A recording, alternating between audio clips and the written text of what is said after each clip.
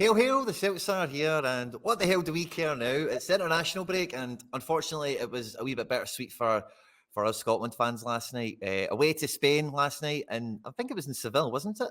It was. And unfortunately, done by VAR. I'm just going to say it from the beginning. Absolutely done. Got no idea what the hell's happened there, but yeah, it just felt like one of those nights. It kind of felt like old Scotland in that way, where you were just kind of waiting for the opposition to score. And anyway, we're here for the Flagship podcast. We're getting to all things Celtic, of course. We've got transfer speculation, we've got fixture analysis, everything else in between. I'm Quinny, and also joined, as always, by Josh. Josh, good to see you, mate. Hail, hail. Good to see you. Good to be back on the podcast. Celtic bounced back at the weekend from the Lazio game, beating Kilmarnock, and we are bouncing back with another podcast today.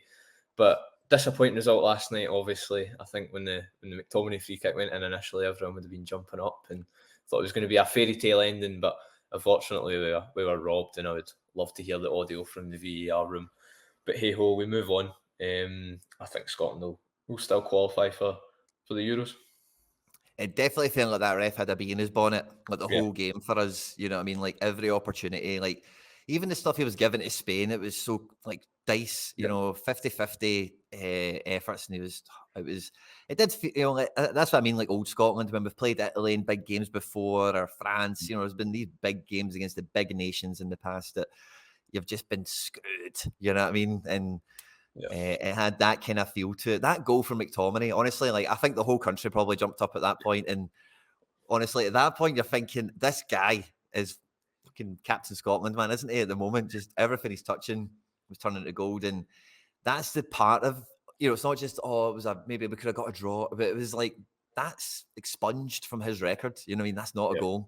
Yeah, I mean, we'll all remember it and probably still look at it once in a while and remember that time we get cheated. But that's a footballing moment that is taken. You know what I mean? And what was it for, really? I know. I think initially, so they gave the foul, and the referee goes to look at it in the VAR monitor, but then they come out and say it's offside. So I don't know why they're saying it's offside if the ref had to go to the VAR monitor. And I read on Twitter, Instagram last night that this same referee was done for match fixing a number of years ago. So that's quite an interesting point to note. Obviously, he might have just had an off night last night and some VAR controversy. But on the whole, I think Scotland fans will be proud of the players. Definitely, they gave their all, and to be going away to Spain in Seville and coming away that you're feeling robbed of not getting something from the game is testament to how far the team have come. So yeah, a good performance in the whole, and just disappointing not to get the result. And then Stuart Armstrong, former Celt, had that chance as well at 1-0. Brilliant block by Rodri. If that went in, I'm sure it would have been bittersweet. But hey, we'll move on. And I think from pure lambasting the Spaniards, we're going to be cheering them on Sunday now. Yeah. And see one thing, I really enjoyed a lot of the early performance in the match. And see one thing that I thought was like proper Scottish was like they tried to swap wingers and we didn't let them. We just stayed man marking them, and it was like you're not escaping me, wee man. That was the kind of vibe from it, you know. Like Sunday football. If anyone plays, like if anyone's ever down at like amateur football pitches on a Sunday or something like that, or a Saturday, it was that kind of bully boy vibe of you're not getting away from me, wee man. I'm marking you, and you're not getting your time on the ball. And, you know, it worked when it paid off. They ended up going back to the way they were. But see, watching that Scotland game, regardless of the result, the form has been fantastic. But that game in itself, like, we have, like, that squad really is a real international team, you know. And we've seen this with some other nations over the last, let's say, 20 years where they just click as a nation and they're a very good sum of their parts. And it feels like we've got a bit of that magic going there now. And that's how somebody like McTominay can just keep producing. We can bring in guys like McKenna that were doing a decent enough job for the most, you know, I don't think anyone had fail marks last night. I think everyone did pretty well for the most part. I think maybe the subs came on and a wee bit of the momentum kind of got away from the team in some ways. But I thought Adams was decent in any way. We won't go into it in too much detail, but I do feel that Scotland are like, you know, properly walking onto pitches now, that whole team, chest out, chin up, and, you know, like bring it, you know. So it's going to be an exciting tournament when we eventually do qualify for it and we can properly think about arrangements and whatnot for the tournament. It'll be good fun. And it'll be a good wee dress rehearsal because we're also going to be the hosts come 2028. 2028, yep. Yeah, 5 years away. So, you know, good wee dress rehearsal. We won't need to worry about qualifying for that one. So we'll be a host nation, and maybe. Good time to be Scotland, So anyway, all good. Yeah, definitely. I think the squad has improved drastically over the past number of years. You're going for calling up guys like, no disrespect to these boys, like James MacArthur, James Morrison, people like this, and now you're having players like Scott McTominay, John McGinn, Callum McGregor as your midfield three, and you're giving up people like Lewis Ferguson on the bench, who's absolutely flying in Serie A at the minute. He didn't even play last night. So that just shows how far the team have come and how well Scotland are doing. 2020 will be really good. Looking forward to that one. Scotland aren't straight into that, I don't think, automatically. None of the five nations are. What's happening there is they're all going to have to qualify in their own right. But if three of them do qualify, the two others will get in automatically.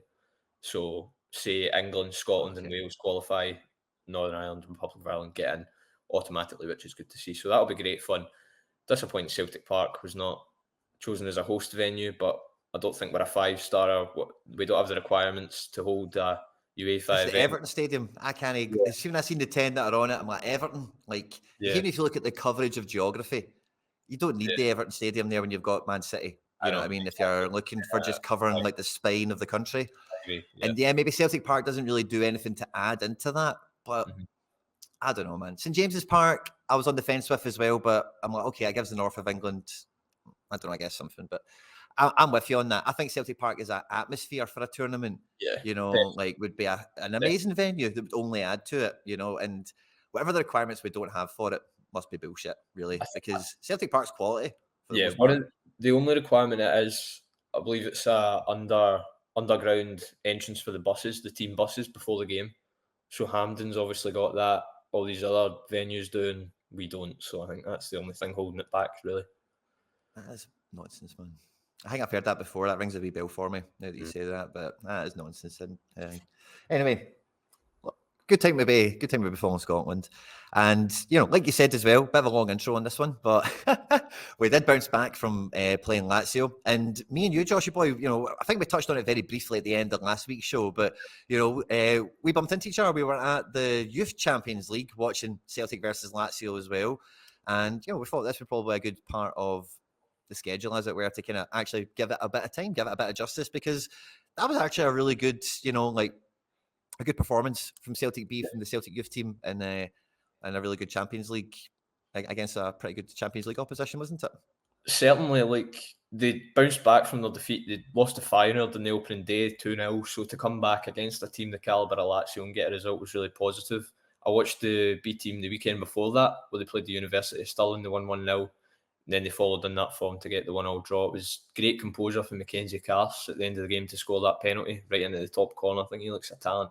Only 19 years of age. And I don't know if you noticed it throughout the game, he was just constantly chatting to his teammates, encouraging them on, as you would want your captain to do.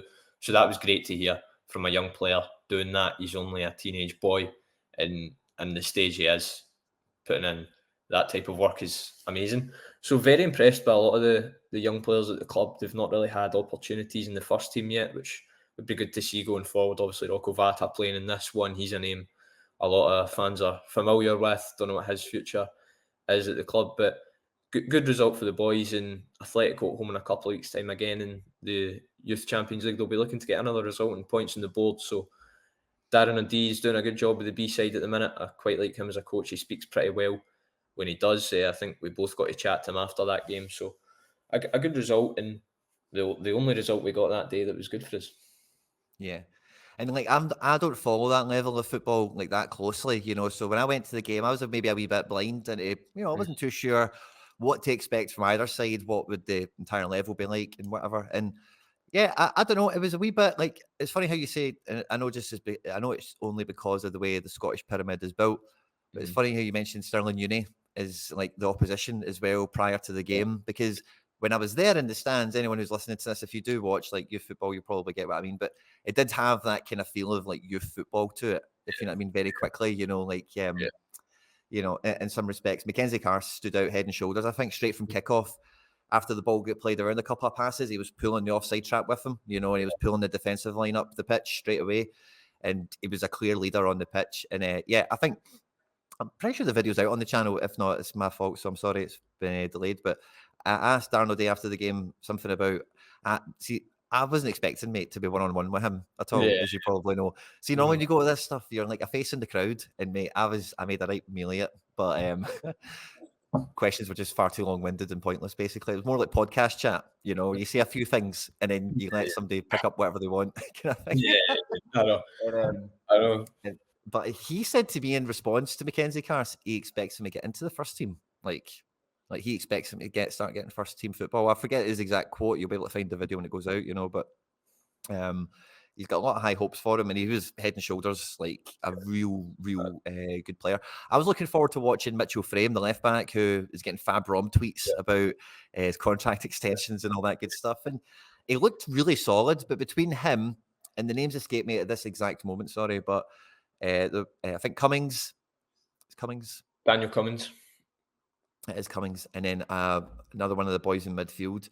The three of them are just powerful boys, you know, like really strong, like get on the ball, get in possession, don't really put a foot wrong, you know, progress the ball. And I thought they all, like, I think the second half, Mitchell Frame kind of came into a wee bit more life, and a few more of the balls went down that side of the pitch, whereas in the first half it was more on the right side for the guy Bruno Davidson. On That him, guy, by the way, he's cool. He's yeah, I like that guy. he's quite a tall, imposing winger. He's a bit different to what you're usually expecting of a wide man, but he's only like 18, 19, but he looks about 25. He looks so much older than he is. The boy, like, he's got a full-grown beard, long hair.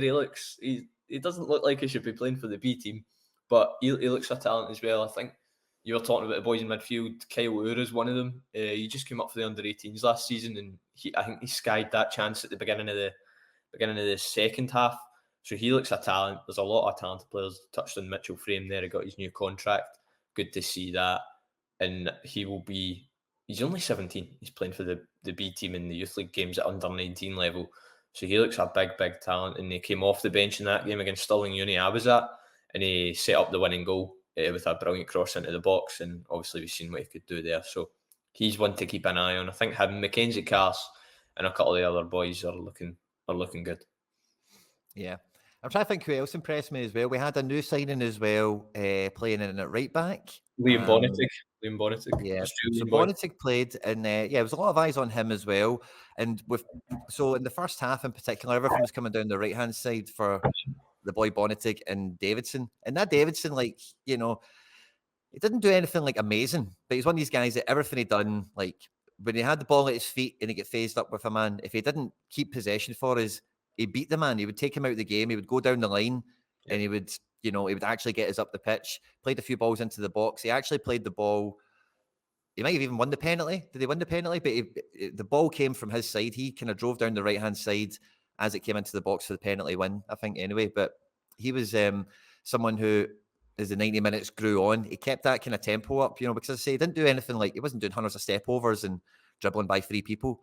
But when you can consistently beat your guy, get to the box, deliver, beat your guy, get to the box, deliver for 90 minutes, like all the way through, because as well, like the way the youth team defend, like you say, they're very well coached. He tucks right back in, you know, in the first half anyway, he was tucking right back in because their left winger, the wee Fernandez, the guy that scored, he was their main threat. So when he was going right in, Bonnetig was following him, and then Davidson was coming all the way back into right back in the first half. You know, he was really tucking back, and I think he touched every part of the pitch, to be quite honest with you. So there's a lot of really impressive performances. And I say I went in not really knowing, you know, really what to expect.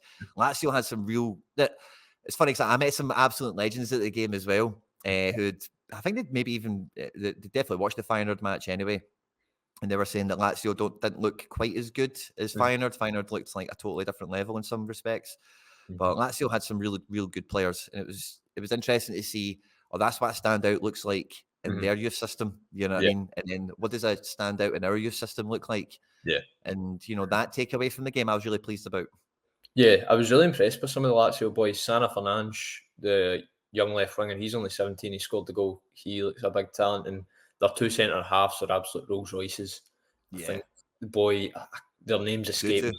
Dutu, I think, the Romanian boy, he looks really good. And his partner alongside him, they looked like Paolo Maldini's, both at the heart of the defence. They were pinging diagonals here, there, and everywhere. So they were really good.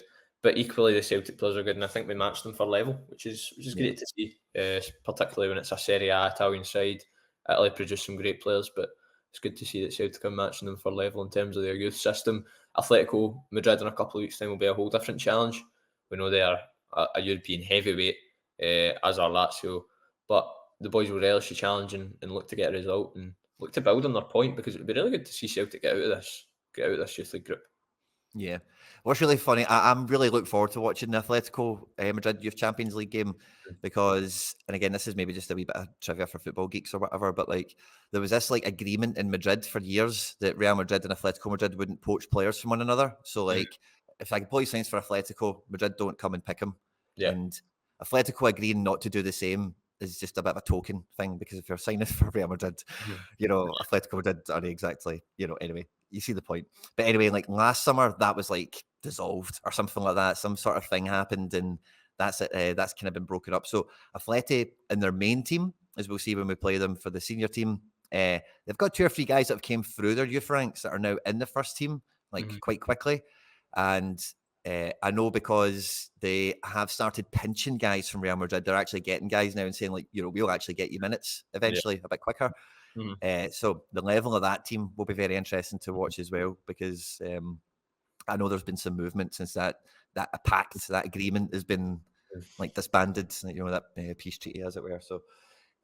So yeah, Youth Champions League was good fun. And then the Kelly game, we were coming into that expecting for a bounce back result, hoping to get, you know, a decisive result on the pitch, clearly just keep that domestic momentum going and really compound in any positives that we could take from the Champions League performances on, you know, the play and whatever. It feels like a long time ago, but the Kilmarnock game, Josh, what did you make of it? It was a really good performance. Rio Hatate coming back to form was massive. He scores the goal early doors to get us going, nutmegs his man and finishes into the bottom corner. Great to see Luis Palma score as well. Obviously had the disappointment against Lazio. To bounce back from that showed great resilience. Seen Greg Taylor chipping in with a goal as well. All round, it was a good performance. Everyone played their part. Some nice passages of play. Could have been more than 3-1. I don't think 3-1 was probably a fair reflection of the game. Celtic could have had more, and Kelly didn't do too much despite them scoring. They sat in as we were expecting them to do, and Celtic dominated the play and put in a really good performance. They went 10 points clear for the Saturday night. Obviously, the big second v third clash in Paisley didn't probably go the way we wanted it to, but sitting 7 points clear at the second international break of the season, is massive. And I think if you offered that to anyone at the start of the season, they would bite your hand off for it. So the boys are doing really well. And they had a point to prove against Kelly, because they're the only domestic team that had beat Celtic so far this season, and obviously the League Cup game. So they done themselves justice, getting the win and a good victory and 7 points clear, like I say. Having a look back at the team now, see if you just look at it bird's eye view, it is like the best 11. It's the first time it's been put together probably this year, if you agree that Scales is the future. You know, so Vickers is in, Hitate's in, Palma's in. Obviously, Palma gets the goal, like you say. But I was really impressed after this game. I'm glad you mentioned him very early, because sometimes he's easily forgotten. It was Greg Taylor, you know, because, again, overcoming another set of challenges of he won't be good enough, he'll get replaced, he's not on form, he's not working. You know, he's went through that in the first 5 or 6 games, and the last 2 or 3, certainly, I think we've got Taylor from last year, which we were worried about losing. So it was great to see him come in with that goal. And, you know, we kind of mentioned this before recording about the whole Scotland chat as well. Maybe he'll play against France as well, which will be pretty good for him experience-wise. But he didn't play. He didn't come off the bench, which was a wee bit odd. Maybe not entirely, because maybe Patterson's fancied it right back quite strongly. But, yeah. So Taylor, I thought, was a winner from this game as well, and maybe someone that's maybe been forgotten about or not spoken about as much. I would agree with you, actually, because I don't think many people have spoken about him in terms of outstanding performances so far this season. And he goes and gets the goal and shows, and popping up that goal, he's saying, "Here, I'm still here to contribute. I'm still a member of this first team that's gonna do well throughout this season." So it's great to see him get that goal. Obviously, it's probably a bit of a lucky tap in at the back post, but it's a good flick on for Dies in my head, and he gets his studs on it against his old team as well. So it's good to see him. Good to see him grab the goal. And Greg hopefully can go from strength to strength now, going into the tough run of games that we have. But yeah, touching the Scotland game will be good to see him play there as well. Yeah, let's hope so. Him against Mbappe, you know, or Dembele or something, that'll be good fun. But we Dyson Maeda's not. You mentioned him there for the flick on. He's not went away on international duty. He's picked up maybe a little knock or something. I hope that's just Japan are quite cool with, like, I think if he's injured, cool, just stay at home, wee man. I think they're okay with that. So hope it's nothing too serious. But that did feel somewhat rehearsed, that front post flick on from Dyson, because they did try that more than once in that game. And we don't have we do have some height in the team, but we don't have lots of it. So it's nice to see there's another route to goal trying to be found there. So yeah, I kind of forgot about that part of it, but yeah, like that a lot. And yeah, looking at it as like a best 11 potentially, like if we were to roll that team out now for, let's say, the next, because the fixture list we've got coming up is pretty chunky. We've got both sides of Edinburgh. We've got Madrid twice. Let me go and get it back up in front of us. We've then got top of the table clash at home to St Mirren, away to Ross County, which is definitely top 4 away fixtures probably for difficulty, sandwiched in amongst this Atletico Madrid tie, and then Aberdeen and Motherwell. So this is, that's probably the best 11 that we've seen. I think on paper, form, calibre of the squad, etc. How often will we see that team roll out, but over the next 7 games? That's true. When you've got a tightly packed fixture schedule like we do, it's tough to keep a consistent starting 11 throughout it. Just touching on Maeda yesterday, I seen him in town yesterday, pushing along a suitcase, just round about 4 corners. So he was with his daughter and his wife. So don't know if she's obviously back in Glasgow now from Japan. Hatate Kyogo, just on the Japanese national team, are playing Canada now. Alistair Johnston's playing for Canada, so it'll be good to see them reunited. But starting 11, yeah, it's tough to have that consistency when you've got a tough run of games like we do. Obviously, you want to keep that core of players in there, your Kyogo, Hatate, O'Reilly, Carter Vickers, Johnston. But if there's a change here and there, probably not going to be complaining, whether it be Maeda dropping out for Yang, Palma dropping out for Talio when he's eventually back fit, that type of thing. Paolo Bernardo coming in here and there for the odd home game against Motherwell or something like that. So I think it is going to be tough. Boys are going to need to be on it. We've got 2 really tough away games to the capital coming up, and then sandwiched in between that is home tie to Madrid, where we need to get points. We need to get something up and running in the Champions League.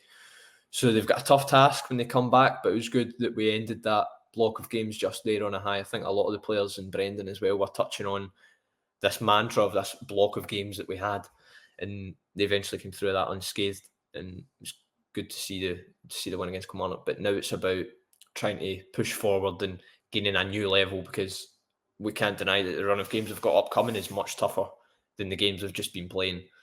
So the boys are going to need to up it again, but they are champions. They know what the squad is, a treble winning squad. Okay, 1 or 2 additions here and there, but and under a manager like Brendan, I've got no doubts they can hit the heights that they can do and go on to strengthen their position at the top of the table. I think the strength in the squad is definitely going to have to come and show itself in this time, because this is the period where it's on a knife edge, in terms of any chance of getting third. We really need to, unfortunately, go and do it the hard way and get points where you really don't want to need to get points, because we've dropped them in the last couple of games, But I think, that Kilmarnock game, so many things kind of clicked in the right kind of mold. Kilmarnock, obviously, in case anyone needs reminded, knocked us out the cup and did pretty well against a few other teams this season already. So definitely a good kind of yardstick to measure the squad against in that respect, I felt. And I hope the domestic stuff, we are back into that vein of we score 3 or 4 every game. And we spoke about this around the Feyenoord fixture, because before we played Feyenoord, they beat somebody by 6 or 7. And we were all like, oh, they just scored 6 or 7. And that's hopefully the tempo we're building up into. And, it'll be difficult to achieve anything like that, of course, against Hearts, Hibs, St Mirren, even Ross County away, don't get me wrong. But that has to be the goal, the expectations of chance creation, possession in everything that we're doing, so that if we are going to strike a bit of gold, get a bit of magic at home to Atleti, maybe away in the Wanda Metropolitano, then that's the kind of levels we need to be striving to hit and push for. And, looking at the Champions League games individually, as all Celtic fans have, obviously, at the time, we aren't that. I don't think we're that. There's been lots of disappointment, but equally, it's not that far away, So it's going to be a really crucial part of the season, and I hope to see that best 11 roll out as often as we can possibly get it, because particularly the midfield, we've actually been linked to someone. We can maybe talk about that in a minute, but without Hatate, without O'Reilly, I think McGregor's hard to replace equally as well, right? But I think in terms of actually beating teams, without one of Rio or O'Reilly, without both of them, we are not the same animal, I don't think. Definitely. I think to echo your points in the Champions League, that it's been fine margins. Such fine margins. You look at the Feyenoord game, going down to 9 men, and to only get defeated 2-0 after going down to 9 men was terrific for us. And then obviously Lazio home, we all know the script there, undone by a jammy last minute goal. So that was unlucky. It's just fine margins in the Champions League for Celtic. But the midfield, I'd agree with you. Hatate, O'Reilly, McGregor, it just clicks. They're so good together. They know each other inside out. They've been playing each other for just about a year now, to be honest, and they're doing really well. You could notice at the start of the season when it was kind of Turnbull coming in, maybe Home coming in here and there, along with O'Reilly and McGregor, but Hatate is a missing key element in that team. And under Rodgers, that was the first really time we've seen him click into gear. Under Ange last season, obviously he was terrific throughout a year and a half he spent with Postecoglou, but now with Rodgers, well, we weren't really impressed by him at the start of the season. Obviously got his injury, but then he signed a new deal. Now he's going to look to kick on. Let's hope so, man. Big time. It's great, great contract extensions as well for those core players. So let's make sure. Let's hope they stay fit and healthy and in good form. And this segment of the season could be pretty tasty. But yeah, like I kind of touched on there, like we have been linked earlier today to another player from the K League, from K1, and I've actually had his name ready on screen and I've lost it on it. It's Jung Ho Yun, who is currently playing in central mid for Guangzhou in the K League. And he ticks a lot of boxes. He looks like a really creative midfielder, can beat a man, can get into the box, play some final third passing. Is he maybe somebody, Josh, we are looking at as an understudy to Hatate, perhaps? Potentially. I feel like the thing at the minute is with Celtic's midfield, you've just got so many options. Kwon is not touched a blade of grass barely since he's came to Glasgow. Odin Holm, Rodgers has openly said he's a development player. You've got David Turnbull in there. Maybe that's something they're looking at, because Turnbull obviously played ahead of Hatate when he was out injured and now his contract's expiring. So maybe that's a situation they're looking at. He's a younger model, probably has a higher ceiling than what David Turnbull does. And he's got a gold medal for South Korea at the Asian Games recently. He's exempt from military service for his country, which is a plus. He's 23 years old. He still has room for development, but his team, they won the second division in South Korea last season, and now this season they're sitting third in the table, 33 games in. So doing pretty well as a dark horse in the top tier in South Korea, but he looks a talent. I just hope fans don't take this stance of tarring all these South Korean boys we're bringing in with the same brush, Yang and Kwon, because you just simply can't do that. You can't, well, what's the word I'm looking for? You can't assume all players are just going to be the same just because they're bought from the same league in the same country. That is in no way the case. You can see it with Japan. Ideguchi came in, he didn't do well. Kobayashi's come in, he didn't do well. But you've got guys like Hatate, Maeda and Kyogo who've come in and been absolutely terrific. So you cannot use that mantra. So it would just be interesting to see if we do get this one pulled off. But it shows that the club are actively looking at their recruitment, even though it's only October that we're being linked with a player right now. This is the last game this team played. They played Ulsan. Ulsan are like a regular like Champions League team in Asia, if you get me. And, you know, away from home, beat them 2-0. And the wee man has done pretty well, winning a bunch of tackles in midfield. And then when you see a lot of successful duels, that tells you, like O'Reilly and Hatate do, they're beating men. You know, they're succeeding in duels, they're going past their man. And then he gets lots of points here. He's making assists, attempted assists, so big chances created. You know, he's laying the ball on to other people that are taking high XG shots they should be scoring. None of his things led to assists in this game, but it still led to pretty good result, doing both sides of it, tackling and, you know, defensive work as well as going forward. So that's pretty good kind of ID that we're looking at. But I think part of the business like we've done in the summer that we've been critical of is the ambition, the ceiling of it. You know, it feels like a lot of the players we're getting have got like good floors. Like they're not going to be like absolute handicaps of football players, hopefully for the most part. But I think what we're lacking is some guys that have that really high ceiling of this guy could be a superstar. This guy could be a real game changer for us as a team. Or, you know, this guy himself could be a prodigy, whatever. You know, we kind of stumbled into Jota because Jota wasn't even seen to be that in Benfica. That's why we got him, you know. And you could even argue if he even is that with his current standing in the game, you know. But the point remains, you know, we're not, it doesn't feel like we're seeking out enough of those high ceiling guys, you know. So I like this guy, he looks cool. I'm sure he'll do well, and let's hope we get the deal done sooner rather than later. Get him in swiftly in January, like we did. I think a big part of Alistair Johnson's success was he was in the building like mid-December or something like that. Like he left the World Cup and came here, and then just waited for the registration and debuts to come. So I like that type of move, and so overall, I don't mind this, but it doesn't really change what I thought we were missing. Yeah, I would agree with you. I think midfield is probably, in honesty, one of the last areas I'd be looking at in the squad to upgrade, particularly like Paulo Bernardo's another one we've got as well. Maybe that says a lot about what Rodgers thinks of him if he's looking at this guy. But Or home. or home, yeah. Home, it shows what he, because home was signed before Rodgers was appointed as manager, I think, or there or thereabouts around about that time. He seems like a bit of a hothead for me, some of his comments on social media and things like that, and gets sent off for that rash tackle, but that's just inexperience. But this guy looks good. He looks a promising player. I think every player we look at tends to have a bit about them, so it's just about him coming in. Hopefully, if we get him in early, if we even do sign him, because I think it's only interesting we're monitoring him at the minute. So we'll see what happens. But hopefully we can maybe get this one done before January. The other things we've got in the notes in terms of kind of what we've been kind of meaning to get up on, we're kind of talking about Korean players, obviously, who we've been linked to. We have a few of them already. We're expecting O to play for Korea in this international break. And you picked up on some quotes from Yang that I hadn't came across.